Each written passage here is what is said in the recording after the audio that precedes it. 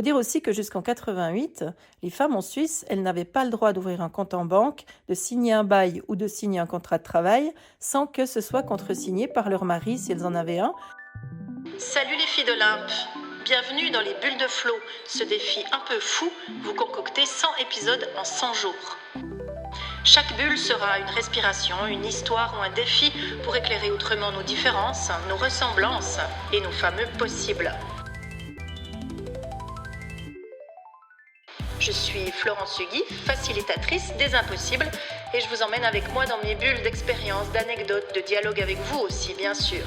Allez, on respire et on s'envole. Pour ce troisième volet de notre cycle Femmes et Argent, j'ai envie de vous proposer quelque chose qui va nous emmener un peu dans nos lignées et dans notre arbre généalogique, parce que la manière dont l'argent a été considéré dans notre famille a un impact sur la manière dont nous le vivons aujourd'hui. En tout cas, peut-être qu'il y a un impact. J'ai envie en tout cas de vous proposer quelques pistes pour que vous puissiez réfléchir à ça par rapport à votre propre arbre généalogique, par rapport à vos propres lignées, et puis à ce que vous savez de votre histoire familiale. On n'a pas toujours envie de regarder cette question-là parce que la transmission transgénérationnelle, elle peut être délicate, elle peut être connue ou alors inconnue. Il peut y avoir des secrets dans nos arbres, il peut y avoir aussi des choses qui ont intérêt à rester un peu cachées. En tout cas, il y a plein de bonnes raisons de ne pas se plonger dans nos arbres généalogiques. Mais pour cet épisode, peut-être que vous allez le faire un peu plus volontiers. En tout cas, j'espère que ça vous permettra de vous accompagner dans ce regard à jeter sur vos ancêtres. Parce que l'argent pour les femmes, c'est jamais qu'une question de salaire ou de budget. Bien évidemment qu'il y a des facteurs externes qui empêchent les femmes d'avoir des salaires équivalents aux hommes et que c'est un pur scandale. Bien évidemment qu'il y a un combat féministe à mener sur ces questions. Bien évidemment. Mais il y a aussi des éléments intérieurs ou plus personnels qui sont intéressants à aller observer. Et c'est pour ça que je vous propose cette partie ici, parce que c'est aussi une question d'histoire, c'est aussi une question d'héritage, parfois de silence, parfois de secret, comme je l'ai dit, et puis peut-être de peur transmise aussi, et puis de loyauté, toutes sortes de loyautés qui sont visibles ou invisibles, souvent invisibles, parce qu'on ne sait même pas qu'on les porte, mais elles sont bien là. Alors pour comprendre son rapport à l'argent, c'est jamais inutile d'aller voir à quoi ressemble son arbre généalogique pour comprendre un peu ce qui s'y est joué, ce qui a été peut-être brisé à certains moments, ce qui a été interdit à d'autres. Peut-être qu'il y a dans votre arbre des choses qui n'ont pas pu être transmises pour X raisons. Alors aujourd'hui, on va aller voir ça d'un peu plus près, avec beaucoup de douceur, beaucoup de délicatesse, parce que c'est important de regarder son arbre de cette façon-là, puis aussi avec pas mal de lucidité, parce que c'est des clés qui sont vraiment hyper utiles pour pouvoir avancer dans notre vie. On a trop souvent l'impression que notre rapport à l'argent, il vient de notre caractère, de nos choix, de notre situation, de notre incapacité à garder un job, ou alors au contraire de prendre des jobs sous-payés, ou alors au contraire de prendre des jobs très bien payés et de n'avoir aucune problématique liée à cette question-là. Dans une lignée, l'argent, il peut être un sujet tabou, il peut être un secret de famille, comme je l'ai déjà dit 2 fois, comme quoi ça doit me concerner. Il peut être aussi une source de honte, un instrument de domination. Ça peut aussi avoir été un instrument d'humiliation, ou alors un objet de conflit, un symbole d'ascension, ou un territoire très clairement interdit aux femmes. Alors pas toujours très clairement, ou pas toujours si clairement que ça.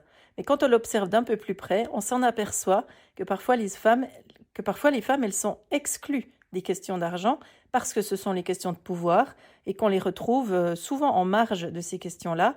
Peut-être que ça explique parfois des choses par rapport à nos situations, à nous, dans notre vie actuelle. Ce que j'ai envie de vous dire avec ça, c'est que notre rapport à l'argent, c'est pas toujours le nôtre à nous toutes seules.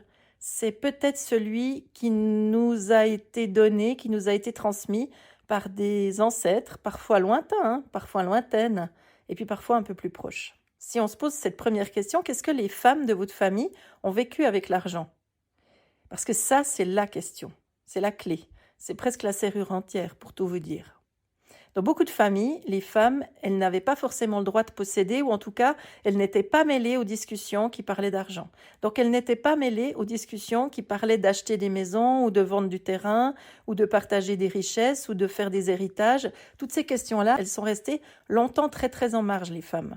Il faut dire aussi que jusqu'en 88, les femmes en Suisse, elles n'avaient pas le droit d'ouvrir un compte en banque, de signer un bail ou de signer un contrat de travail sans que ce soit contresigné par leur mari, si elles en avaient un, ou leur père. Quand même, jusqu'en 1988. Ça dit aussi quelque chose de la manière dont on a été éduqué, de la manière dont on a grandi dans cette question liée à l'argent, et puis liée à notre indépendance et notre autonomie.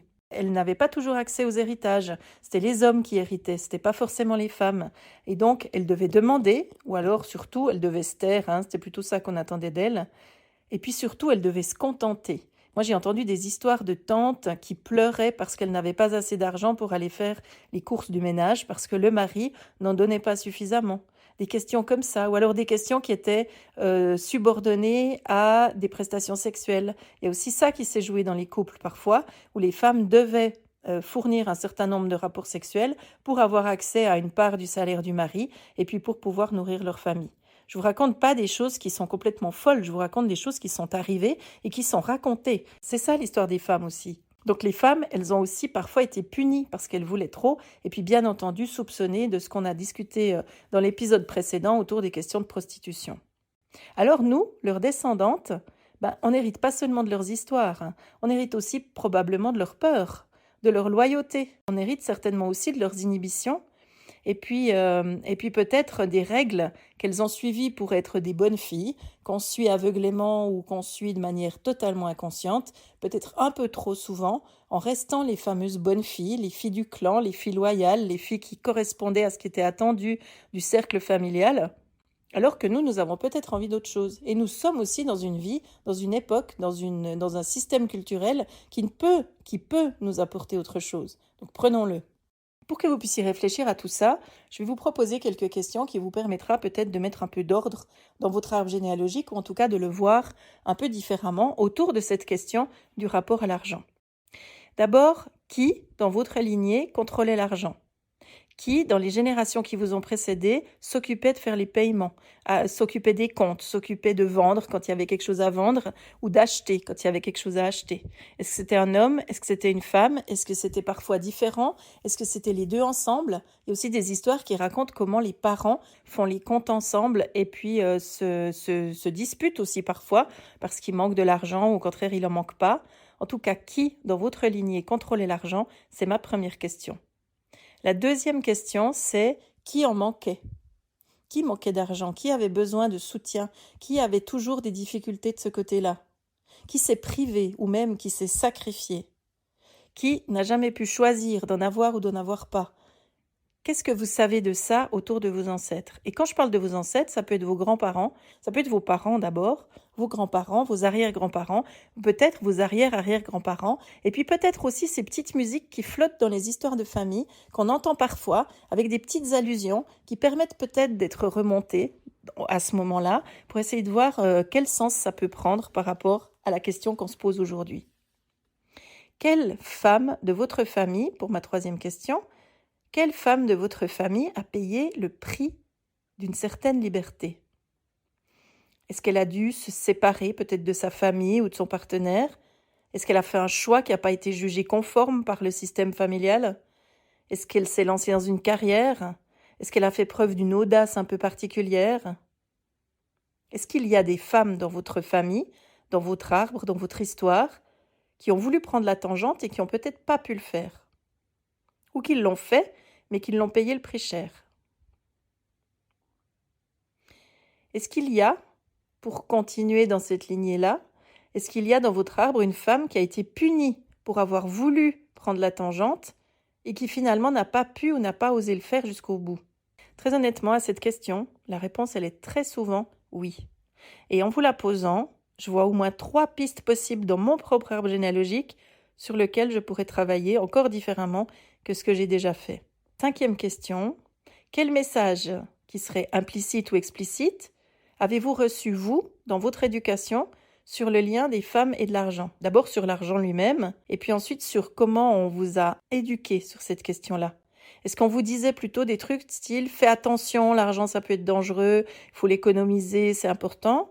Est-ce que vous entendiez des choses du type « tu pourrais quand même être reconnaissante, c'est important ce qui est en train de se passer » Ou alors on vous disait n'en parle pas, c'est un sujet dont on ne va pas parler avec les gens. On vous disait ne dépense pas trop. Ou alors peut-être ça se fait pas d'avoir de l'argent, ça se fait pas d'en avoir envie, ça se fait pas d'en demander plus, ça se fait pas d'avoir des ambitions démesurées. Ou au contraire, si ma fille, vas-y, conquiert le monde, vas-y. Peut-être c'est ça que vous avez entendu. Et 6e question, c'est une question qui vous concerne personnellement. Vous, de quoi êtes-vous encore loyal? À qui? À qui dans votre famille? À quelle peur? À quelle histoire? Est-ce qu'il y a des points sur lesquels vous vous sentez encore relié par loyauté à votre éducation, à vos parents, à vos grands-parents, à ce qui se disait dans la famille, aux traditions familiales, aux moments importants? Ces questions, vous pouvez les noter, vous pouvez peut-être en faire quelque chose, les dessiner, les raconter, vous pouvez les triturer un peu dans le sens qui vous parle. Peut-être que ça va simplement flotter dans vos têtes après avoir écouté cet épisode et puis c'est déjà super. C'est à vous de voir un peu ce que vous allez en faire. En tout cas, une chose est sûre, réécrire votre histoire ou la revoir sous cet angle, c'est pas réécrire la famille, c'est pas changer le cours de l'histoire de la famille, pas du tout. Mais ça veut dire simplement ne plus laisser le passé écrire votre futur, ou en tout cas décider, sans que vous en ayez vraiment conscience, de la manière dont vous allez gérer et dépenser votre argent. Avec ce genre d'exercice, on ne répare pas les problématiques de nos ancêtres, nous ne sommes pas là pour ça, mais nous travaillons sur les signaux, sur les messages, sur ce qui nous a été légué, sur ce qui nous a été laissé, pour qu'on puisse nous avancer peut-être différemment sur notre propre parcours.